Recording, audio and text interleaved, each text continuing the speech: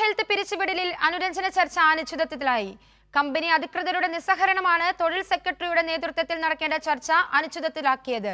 വിഷയത്തിൽ സംസ്ഥാന സർക്കാർ നോക്കുകുത്തിയാകരുതെന്ന് A Rahim M P, CPIM Ernakulam ജില്ലാ സെക്രട്ടറി S സതീഷ് എന്നിവർ ആവശ്യപ്പെട്ടു. കൂട്ടപ്പിരിച്ചുവിടലിൽ പ്രതിഷേധം ശക്തമായതോടെയായിരുന്നു കമ്പനി അധികൃതർ ആദ്യം ചർച്ചയ്ക്ക് തയ്യാറായത്. തൊഴിൽ വകുപ്പ് സെക്രട്ടറിയുടെ നേതൃത്വത്തിൽ നാളെ അനുരഞ്ജന ചർച്ച നിശ്ചയിക്കുകയും ചെയ്തു. എന്നാൽ ആദ്യം ചർച്ചയ്ക്ക് തയ്യാറായ കമ്പനി പിന്നീട് നിലപാട് മാറ്റുകയായിരുന്നു. ചർച്ചയിൽ കമ്പനി അധികൃതർ പങ്കെടുക്കുന്നതിൽ അനിശ്ചിതത്വം തുടരുകയാണ്. ചർച്ചയ്ക്ക് തീരുമാനിച്ച ശേഷവും പിരിച്ചുവിടലിൽ തുടർ നടപടികളിലേക്ക് കമ്പനി കടന്നതാണ് അനുരഞ്ജന നീക്കം പാളിയത്. പിരിച്ചുവിട്ടവരുടെ ബാങ്ക് അക്കൗണ്ടുകളിലേക്ക് 2.5 മാസത്തെ ശമ്പളം നഷ്ടപരിഹാരമെന്ന നിലയിൽ കമ്പനി ഇന്നലെ നിക്ഷേപിച്ചു. കേന്ദ്ര ലേബർ കോഡ് അനുസരിച്ച് പിരിച്ചുവിടുന്നതിനുള്ള നടപടികൾ ഇതോടെ കമ്പനി പൂർത്തിയാക്കി. കമ്പനി നടപടിക്കെതിരെ പ്രതിഷേധം ശക്തമാണ്. സംസ്ഥാന തൊഴിൽ വകുപ്പ് വിഷയത്തിൽ നോക്കുകുത്തിയാകരുതെന്ന് എ റഹീം MP ആവശ്യപ്പെട്ടു. അപ്പോൾ നൂറുകണക്കിന് ആളുകളെ പിരിച്ചുവിടുകയാണ്.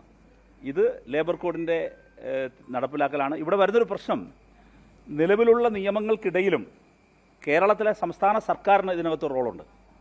ഇപ്പോൾ കോറ ഹെൽത്തിൻ്റെ പ്രശ്നത്തിൽ നേരിട്ട് ആവശ്യപ്പെടാനുള്ള 2 കാര്യങ്ങൾ.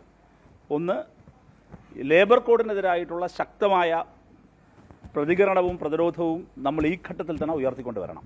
നമ്പർ 2, സംസ്ഥാന സർക്കാർ നോക്കുകുത്തിയാകരുത്.